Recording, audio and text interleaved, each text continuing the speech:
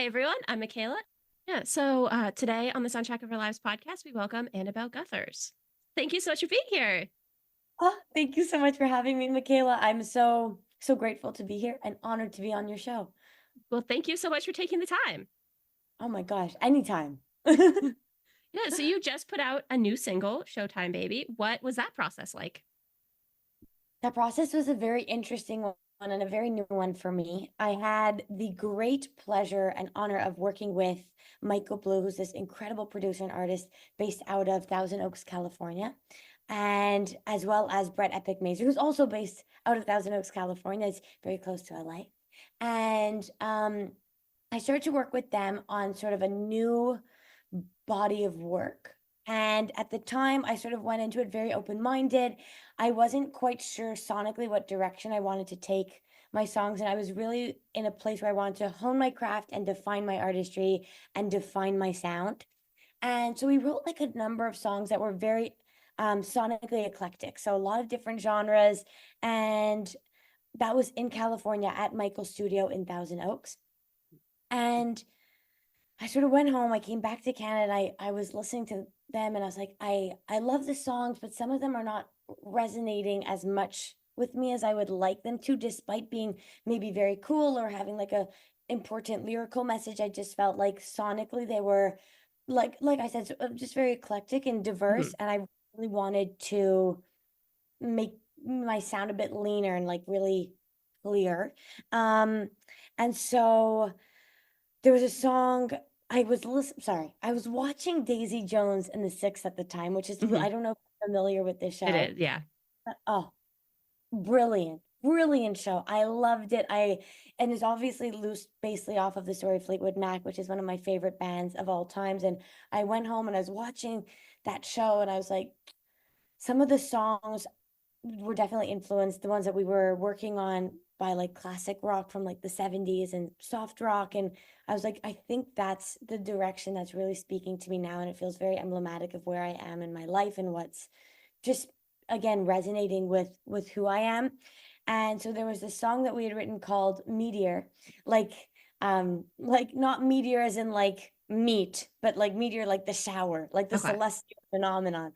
And it was a bit heavier rock. Mhm. And for whatever reason, they loved it and I really liked it, but I wasn't just resonating with it for whatever reason. And Mhm. so I sort of rewrote the top line. We had a very loose production for it. And when I went back to California to sort of track vocals, I was like, hey guys, so about tracking the vocals for this, I kind of rewrote it. I was like, I know we spent time on Meteor and I know that we were all really vibing to it, but for whatever reason, over the course of like the past few weeks when I've had time to just like let it marinate and sit with me, for whatever reason, like it just didn't feel like me. And so I rewrote the top line, which is the lyrics and the melody, and then they listened and they really resonated with it. And so we're like, okay, let's take this in a new direction. And we used sort of the template of the production for Meteor and we just sort of worked from there.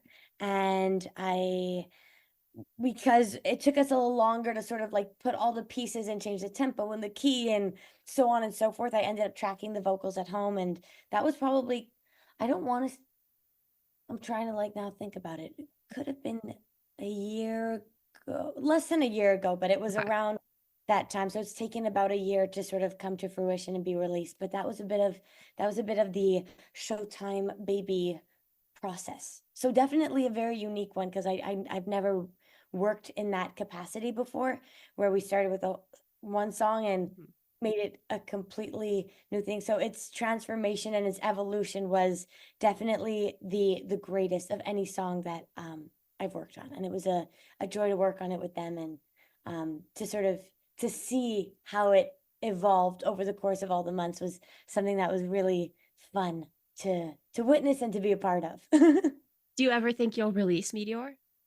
You know what? That's a great question. I think that they would love for it to be released at some point. Hmm. I like um it might be suited maybe for like another artist, maybe it will feel for whatever reason, and it's funny because I wrote the lyrics, but the lyrics just didn't feel like representational of me. Yeah. So maybe at one point, if they do, Hmm.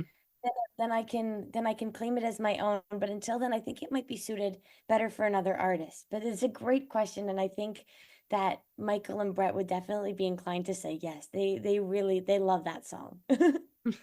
So, what was the process like working with them? Oh, it was such a treat. They are such masterful musicians and just experts at what they do, from, lyricism to melodies to productions, even like to mixing. They really just are masterful. And so working with them was definitely like a learning curve.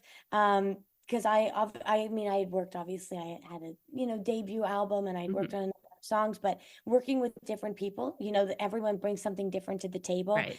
So, Michael really is so, he treats everything with such like tender love and care, and he's like approaches artistry with like a lot of like gentleness.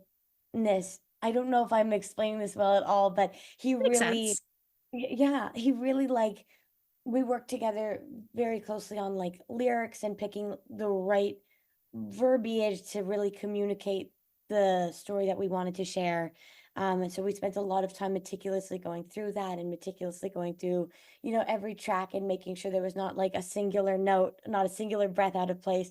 And then, so he really, together, we sort of focused on the more acoustical or organic and warm instrumentation and sort of aesthetic of the music. And then Hmm. with Brett, I always say his contemporary ear is like next to none. He is far cooler than me, and his expertise, I really feel, is in like punctuating beats. It's really in like rhythms and making sounds as sleek as they can be, and as like the very forward a very forward, modern, contemporary aesthetic.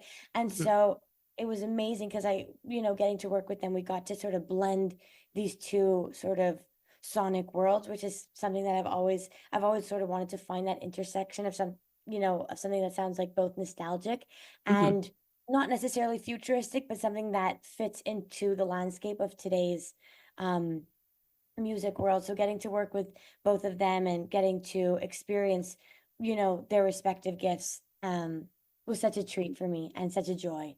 So I love and I continue can to love tell. it.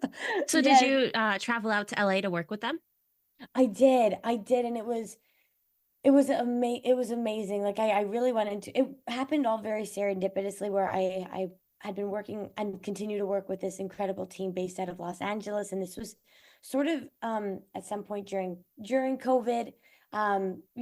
We were a little further along, and I was like, I think it's time I go meet all these wonderful people that Hmm. I've been dealing with, every week and communicating with every day.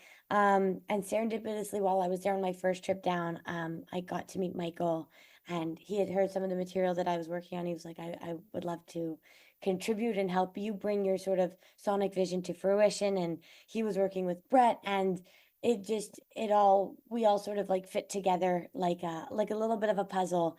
And so I got to work on it, yeah, at his studio in Thousand Oaks. And it was amazing. I remember I went in.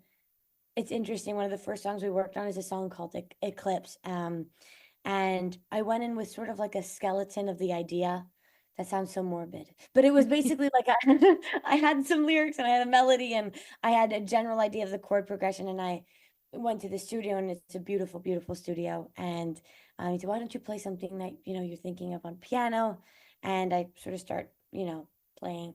And he goes, "By the way, this is Christine McVie's piano." And I like nearly fell off my chair. I honestly, I like, my mouth was just agape. I had to collect my jaw from off the floor.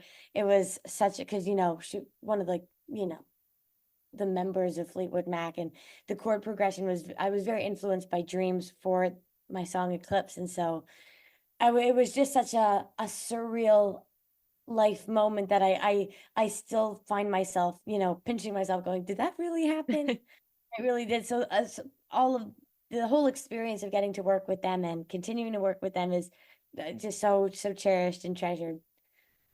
Did you get to explore LA at all when you were out there? You know what? I feel like I could have done more LA exploration. I did try and go to a lot of different restaurants while I was there, like cafes, because Hmm. I'm a big foodie, and I was a bit pressed for time. Something I discovered while I was there is the amount of time it takes to get from one place to the next. In terms, I know we briefly discussed our sense of direction earlier before Just before all this it's a really started. bad. We're both really bad with direction. Yeah, Mackayla and I we're not directionally we're a little directionally challenged, but it's okay. It's okay because we get to where we need to go. But what I learned about LA is that you could be stuck in traffic for a, quite a time. Hmm. And so, going from LA to Thousand Oaks, it was a bit of a drive, a little bit of a trek, and like you just had to account for it. So outside of that, I didn't have too much time to explore. Um, but I got to, I definitely got to go to like Malibu, and I got to, again, like I said, go to like different cafes and restaurants that absolutely delicious. Like I have like a list that I would happily recommend. If anyone wants to know, just I'm here to be recommended restaurants, and I'm here to recommend of the ones that I've tried. I'm sure that there's countless others that I have not had the great fortune of trying. So, being a foodie, do you have a favorite food? Okay, I don't know if it could be qualified as a food, Michaela, but I Okay. do have an affinity for chocolate. Just Ooh. chocolate of like any variety. I am a big fan of. Like, Do you have a favorite kind? okay, I have a favorite chocolate bar, which Okay. is it's called Camino, and I think it's an organic chocolate. It's like 37%. Do love that. But no, honestly, any variety of chocolate, it could be in cookie form, cake form, cupcake form. I'm like I am the chocolate girl. Just bring it on. Bring So, it if on. someone But it's comes up in a white van, hey, do you want some chocolate? and you know what? I honestly, against my better judgment, I feel like I might be like inclined to say yes, but I think I'd have the wherewithal to be like this scenario is looking a little, maybe just a little sketchy. So yeah, I'll stick to maybe like, the my favorite sort of chocolate shops. But Right. yeah, we'll avoid anyone offering me chocolate in like in white vans. Or just vans in general. We're Yeah. not gonna, point out white ones, but like they can be any color vans. If someone's offering me chocolate from a van, I think I'm gonna have to exercise some common sense and go, I think I'll pass, despite how tempting the offer might be. Do you have a favorite chocolate store? Okay. I'm like, this is getting very deep now. Okay. Yes. Yeah. I think so. I don't really want to discriminate because I feel like maybe my chocolate store, like, knowledge is a bit limited. Yeah. In But like at Montreal, this moment, because you haven't at this explored moment, everything. Yeah. my favorite in Montreal would be Leonidas. I love their chocolate, and they have great variety of, like, they have a great selection of chocolates but probably like in the world from what I've tried. Oh, okay. La Durée, in terms of like chocolate specifically in New York, I don't know if they possess this item everywhere in all the La Durée shops, but Ladurée in New York, they have what I call chocolate marshies, which are just chocolate marshmallows. I just thought like it's cuter to call them marshies for Hmm. whatever reason. I like that. Thank you so much. And they're not chocolate covered. They're chocolate marshmallows through and through. Ooh. I know. I know, Michaela. And if I tell you, they the amount of joy and contentment that these chocolate marshmallows bring me, it's almost concerning. But I can't recommend them highly enough. They are so delicious. And if you're not like a chocolate fan, they have a wide variety of like different marshmallow flavors. I think they do like your classic vanilla, and they also do, I think, a rose. Ooh. I know. That's like, you feel very fancy when you have a rose marshmallow. I'm not gonna lie. I'm like, wow. I'm a fancy girly right now. But my heart is with the chocolate marshies. Okay. Ladure. I like it. Yeah, and so then when you were visiting LA and trying out all of those restaurants, did you have a favorite restaurant? They do have a ladure in LA, which I love. That was definitely a top for me. Did they have Oh, chocolate marshmallows there? they did not. They did not. And that was I went and I'm like, I'm here for it. So they did not have that, unfortunately. But I'm trying to think of my favorite. I always forget. I this again. There's so many that I really love. I really love one of my favorites in terms of if you love pasta and Italian. I love Il Pistaio. They have such a wide variety of like different pastas that you could pick from, so you don't have to feel like you're limited to one sauce or one shaped noodle because they Mhm. have.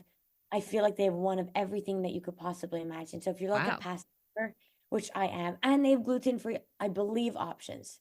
So if you're, gluten intolerant, there's that for you too. So I highly recommend if you're into Italian food, um, Il Pistaio.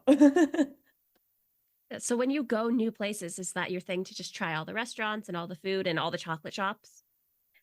That's definitely something that's at the forefront of my mind, and an itinerary. Like if I'm going somewhere new, I'll definitely try and find all like the little goodies in terms of the different chocolate shops and the different candy stores and the Mm. different restaurants so that I can make sure because food is definitely a focal in my life. I love a good meal, a great snack. I can't basically when I'm, not talking, I'm eating. It's like one or the other. It's I don't So do I you don't like to know. cook?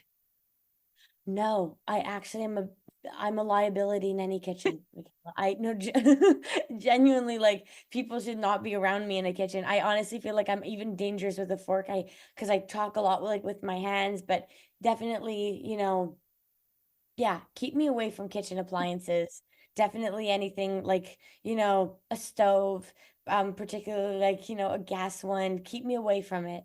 It's not because I'm not responsible. I don't know what it is. I just it's just the kitchen and I are not necessarily copacetic, but it's okay. I stick to eating. I stick to eating, but I do really appreciate sort of like the craft of cooking Mhm. because there's a lot of like creativity in that. And I honestly admire anybody who could cook. I'm limited to basically making toast. I can boil some noodles and I would say that's about it. But again, when I am in the kitchen, if you're in the kitchen near me, I would suggest it should be one at a time. Okay. That's some good advice for anyone that It, knows you.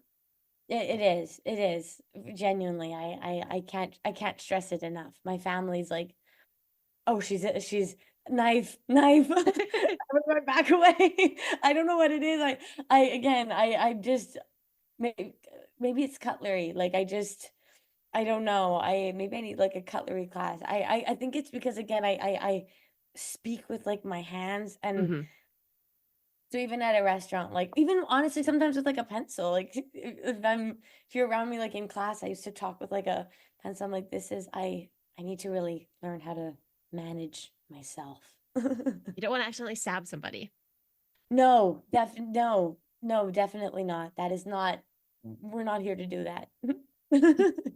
Yeah, so kind of veering back into the music world, how would you say that your sound changed from when you first started making music to now? That's a wonderful question, Michaela. You come with the hard-hitting questions. I didn't think it could get harder after the chocolate. Now here we are. Um, I would say that my sound changed quite. I can't actually say drastically. I think there was a moment when it kind of did, and then it came back. I started to write songs sort of towards the end of high school, and a lot of those songs were the songs that were featured on my debut album. And at the time, I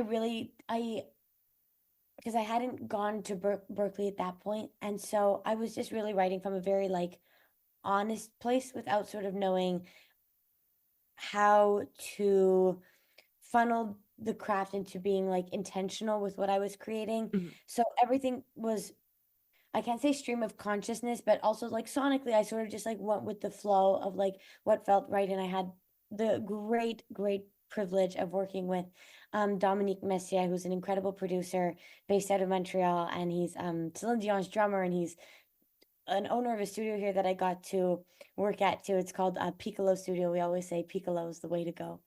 And um, he came, with a lot of his artistry, and we sort of just like, it was very trial and error in terms of like what sound felt right. And we ended up with a really like eclectic body that was predominantly like acoustic.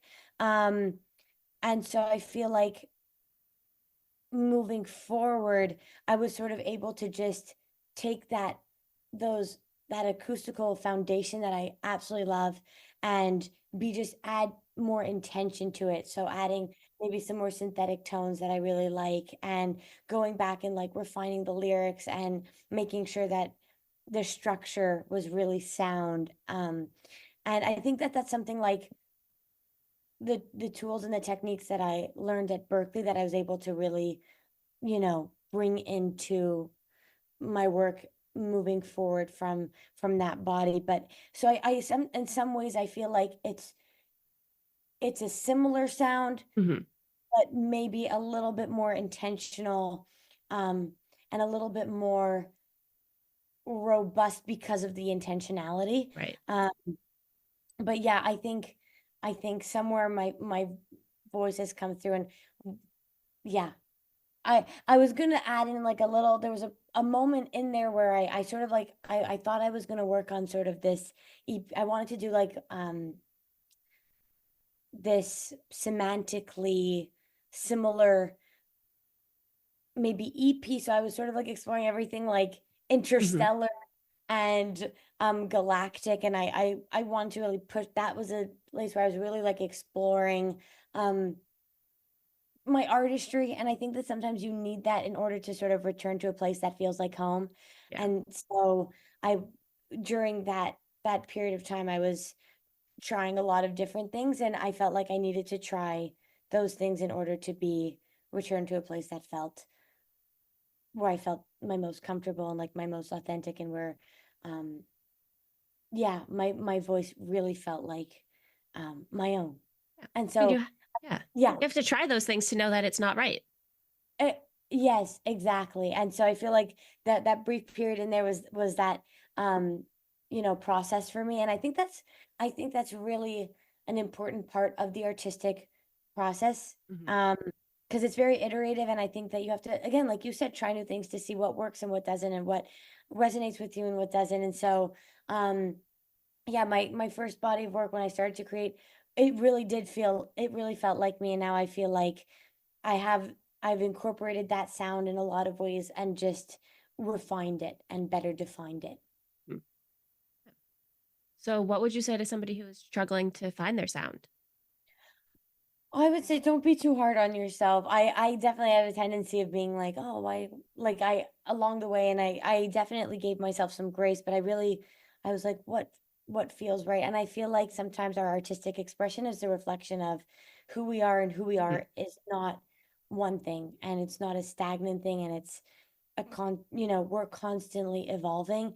And so to give yourself grace to explore and to enjoy the exploration, because it's art and it's meant to be explored, and you're meant to try new things and different textures and tones and colors, sonically or otherwise, depending on what kind of art it is that you're creating and crafting. So yeah, don't be afraid to try new things, and maybe explore paths that you wouldn't necessarily think would resonate with you, because I don't know, sometimes like the most impactful and resonant pieces sort of come to you in the most serendipitous of ways. Hmm. So yeah, to just be open, and eventually you'll just find it. And probably when you find it, you might go, oh, this feels like me right now, and Yeah. tomorrow it might not. And I think you just sort of go with the ebb and flow of what you're being drawn to and what you're Mhm. not being drawn to.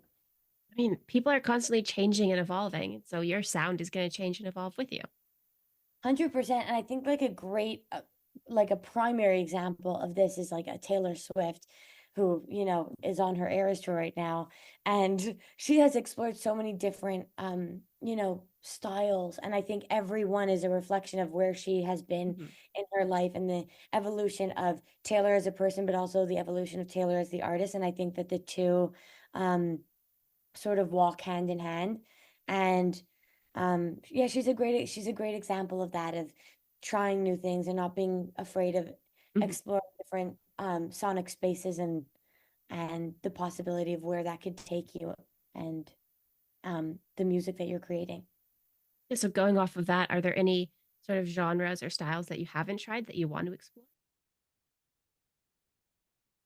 I would say yes. Yeah, I feel like I'm open really to anything. I definitely don't see myself getting into the hip hop space anytime soon. Although I love hip hop music Hmm. and rap, and I definitely admire those artists. I don't know if it would be entirely consonant with who I am and the type of music that just I feel like I create most authentically, but Hmm. I definitely would say I'm open to anything. And I think also as artists, we're sort of, I feel like all works are derivatives. Like I feel like there's Yeah. nothing that's entirely unique, and what we create is a bit of like a mosaic of all of the artists that came before us that influenced us. And I mean, growing up, I love like Gladys Knight and the Pips and Alicia Keys and Bruno Mars and Fleetwood Mac. And now I'm listening, to Chapel Roan and Sabrina Carpenter. And so, and I feel like we bring pieces of like other people's artistry into our own art, Hmm. even in like really like nuanced and granular ways. But yeah, and I think that's sometimes all of those granules sort of, add up to create this, a unique piece that's oddly like a reflection of ourselves as an individual, if that makes sense. It does, yeah. Okay, cool. What would you say is the best piece of advice you've ever been given? The best piece of advice I've ever been given in in music or outside of music. You can answer either way you want. Hmm, that's it. You know what? Still a wonderful question. We could do Still, one of each if that's better. you know what? And I think I'm gonna choose a piece of advice I think that applies to both, and I think that's to be unapologetically who you are. And I Mhm. think, you know, in a world where I feel like society sometimes promotes conformity, I think it's really important to own every part of you and to let who you are shine both in your art and in life. You are one of one, and I think what you can bring to the world as a unique individual is all the it's unique. It's only like what you can do. Mhm. So, you know, don't be afraid to let your heart sing. Really good advice, but easier said than done. Definitely easier said than done. And I think um even speaking to sort of um the sort of theme that was explored in Showtime Baby, because sometimes, Mhm. it can be challenging to sort of be who you authentically are, especially, when there's a lot of external pressures, and like internal pressures also too, like because Yeah. I think to some extent we all want to feel like we're part of something, and to a part of a community, a part of a friend group. We're all looking for a sense of belonging. We'll also want to sort of like own who we authentically are, and so finding the intersection of that can sometimes for sure pose a challenge. Yeah. So, what would you say you want people to take away from Showtime Baby? I think that's such a great question, and I would say probably that same piece of advice, which is, Hmm. to be exactly who you are. Um, yeah, to be who you are, and I think that when you really are your authentic self, you're gonna find yourself, being sort of magnetized to the people that you're meant to meet and to the Hmm. experience that you're meant to have, and to, just instances and moments in life that really nourish and feed you. Yeah, because you're gonna, I think I'm like, I think like energetically, there's just something there in like the human experience where Mhm. if you're being your authentic self, you're drawn to experiences and people and relationships that will authentically meet you with where you are. So Yeah. that's what I think I would hope that people take away from Showtime, despite it being definitely a challenge. Mhm. So when you're kind of feeling uninspired or in a bit of a creative rut, what kind of gets you out of it? I think other creative works really help get me out of it, and that could be from reading a book to watching a TV show or a movie. I feel like there's sort of inspiration all around us, and Mhm. I know that I sort of try and find the magic in the mundane. Although sometimes I find the mundane to be quite magical because, just human existence is a pretty remarkable thing when you really think about it. Yeah. So I definitely, if I'm in a real creative rut, I think I turn to other creative works and other mediums Mhm. to get inspired. Are there any particular books, shows, or movies that you find yourself coming back to? Another wonderful question. Michaela, you did not come to play. I love it. I would say, um, is there anything I come back to? There's a book right now that I it really love, and I think it just explores a lot of different, like, it's like the emotional palette of the book is really deep, and the content of the story is so fascinating. It's so well written, and it's called Anita de Monte Laughs Last. And um it's it's a brilliant book sort of about more art in terms of like visual art. Mhm. Um but it explores artistry and sort of gender politics in a really fascinating way, and it explores art in a really fascinating way, and legacy of art. And yeah, it definitely really resonated with me, and so that is something that um I've come back to. I would say a book that I revisit and I reread is The Alchemist. I absolutely love that book, and um it's very this is a very philosophical, um, I feel, message in there, and I feel like there are new lessons to be gleaned every time, I read it, and anytime I'm sure if there's other The Alchemist fans out there, that's one of my favorite books that I definitely come back to. And then in terms of TV shows, I feel like I'm always watching sort of something something new. So Mhm. I don't know if I ever like return to a TV show or to a movie. Mhm. Um, but there's always something to draw inspiration from there for sure. Are you watching anything particularly good right now? Yes, and I just started a new show last night. I don't know the name of the show because I like it's brand new, and Mhm. it's a murder mystery. I think it might be called The Perfect, might be it's either The Perfect Couple or The Perfect Family. Okay. It's with Nicole Kidman and Megan Fahey, and just a remarkable cast, and it's definitely on the darker side. Mhm. I'm only one episode deep here, but it definitely has intrigued me for sure. It, I'm excited to see the second episode and to see where it's going to go, but it's a little dark. It is a murder mystery, Mhm. so um that is one show. Another show though I absolutely love. I watched it a little while ago, but it's one of my favorite shows is The Buccaneers, um, on Apple TV, and it's excellent. It's a period piece, and it's Bridgerton adjacent, Okay. but but different. It explores sisterhood Mhm. in a really profound way, and I love that show, and the music on it, like, the music supervisor's name is Matt Biffa, and the music on it is just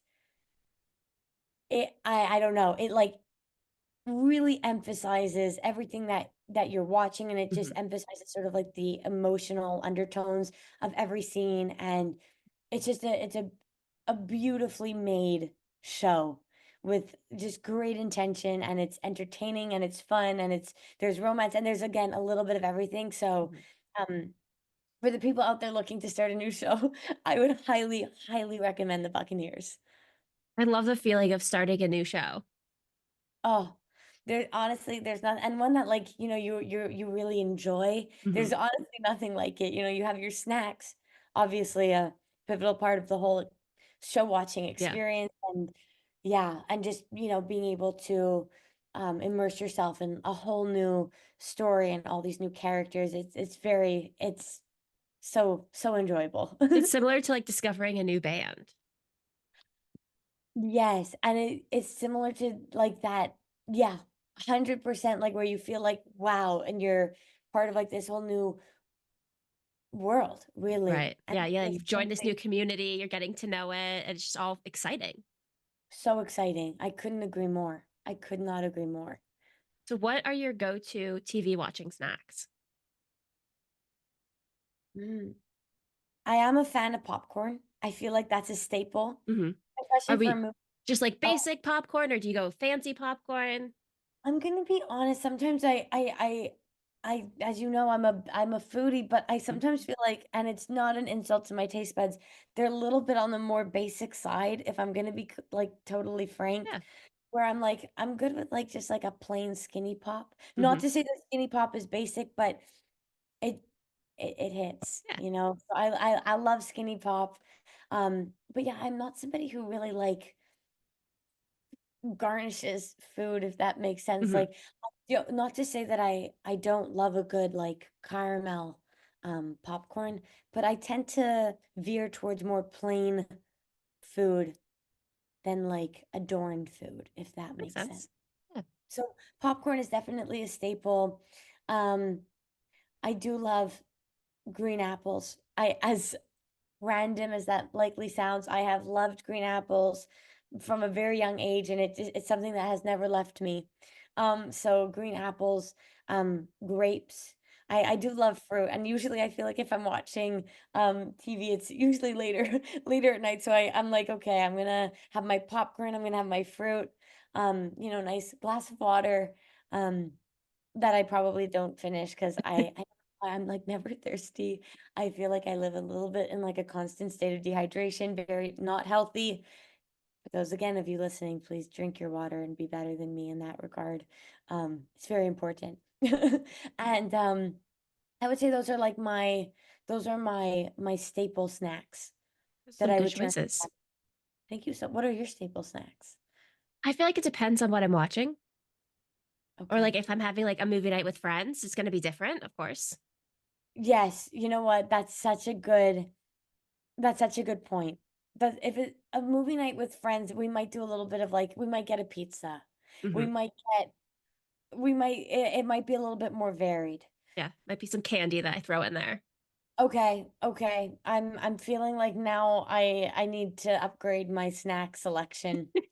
Yikes. For me, honestly, it's whatever is in the cabinet. So, because I still live at home, so it's whatever happens to just be in the cabinet is what I'm eating. That's, you know what? I think that's a great way to be. That's a great way to be, and you know what? You keep it varied. It's like a little surprise. It's a snack Yeah. surprise, and who doesn't love a good snack surprise? I mean, sometimes I'm disappointed because I open up, I'm like, oh, this isn't what I wanted, but Oh, that's true. Sometimes the surprise could be a disappointing one. yeah. I also have to throw in some chips in there. Hmm. I I love a good cassava chip. I know that sounds so random. I'm honestly not even, now that I'm saying, I'm like, what even is a cassava? But I love a good cassava chip. I Okay. like I like Tostitos. We seem to have a lot of those at my house, Tostitos are amazing. but Do you like like the, particularly the hint of lime ones. oh my God, lime Tostitos? Don't Those are my even. favorite. Michaela, I think we're gonna have to do like a TV movie night or That something. would be so fun. We'll get the We're chocolate gonna, marshmallows, the hint of lime chips. we're gonna like this is gonna be the movie night to end all movie nights. This is gonna be one to remember. Hmm. Our snacks are gonna be snackalicious. Yes, everyone will be jealous. Yes. Sorry to everyone. I don't mean I'm sure everyone now is like, okay, now I'm hungry. Like Yeah. I wasn't I was all I'm always like at least 5% hungry. Now I'm like my hunger is just slowly increasing over the Hmm. course of our chatting today. Oh my gosh. So before I ask the last question, was there anything else that you wanted to mention or talk about today? Oh, that's a great question. No, I mean, like I'm just so grateful again, grateful to be here and chatting with you, Michaela. Um, yeah, you're amazing. And Yeah. I'm so happy I found somebody who is like me, finds it hard, directions are not their strong suit. But so Nope. I feel very seen today. I feel very understood. And again, I'm so happy that we got to chat about snacks and music and yeah, just wonderful, wonderful things. Okay, so the last question is, what is the soundtrack of your life? Oh my gosh. The soundtrack. That's a great question. Like I'm like in terms of like music, it would be hard for me to narrow down a soundtrack. But what I will say, I think not to say that it's emblematic of my life or my life story, but I think that a soundtrack that I return to time and time again over the course of my life is that from Wicked. And I feel like the Wicked soundtrack was one that really like propelled my love of music. I always loved music, but when I heard that, I always loved musical theater. I think it was like my first real love. And yeah, something about defying gravity and the message that that holds. And Yeah. because I knew you, and I feel like that soundtrack, again, fostered my love of music. I grew up listening to it. I still listen to it now. I think it's timeless, and I think it finds us at different moments in our life. And so I would say if I had to pick a like one soundtrack, it would be that from I'm Wicked, because Defying Gravity again is such a beautiful message that I think we can all come back to Mhm. some point, that feeling of overcoming it, overcoming challenge, and again, really stepping into our empowered selves of who we are, and not letting anything weigh us down in that. So again, I think that would be it. It's a very nostalgic soundtrack for me, Mhm. and one that continues to find me. Are you excited for Disney to put out the movie version? Michaela, I can't even express how excited I am to watch this movie. I foresee myself being in tears, Hmm. um, for the duration of the movie and likely well beyond. Like I'm just gonna be leaving the theater, maybe with some sunglasses on because my Yeah. eyes will be puffy and red. But it's yes, I could not be more excited to see it. I even watching the commercials, I get chills. I was like, Hmm. so yes, to answer It your looks question, really good. it looks amazing. The cast, I mean, is just extraordinary and exceptional. And yeah, I'm counting down the seconds until it's released. So for our listeners who want to follow you and stay updated on your career, where can they find you? They could find me everywhere and anywhere they probably think about. I all on all the social platforms. So, Instagram, TikTok, Twitter, or I guess now it's X, Facebook, Same you thing. name X it. Twitter. X, Twitter, and my handle's at Annabel Gutherz, ANNABELGUTHERZ across. Well, thank you so much for taking the time to talk to me today. Oh, thank you, Michaela, for having me again. It's such a pleasure being here and to chatting with you. And yeah, I'm so grateful. Well, have a nice rest of your day. You too, Michaela. Bye.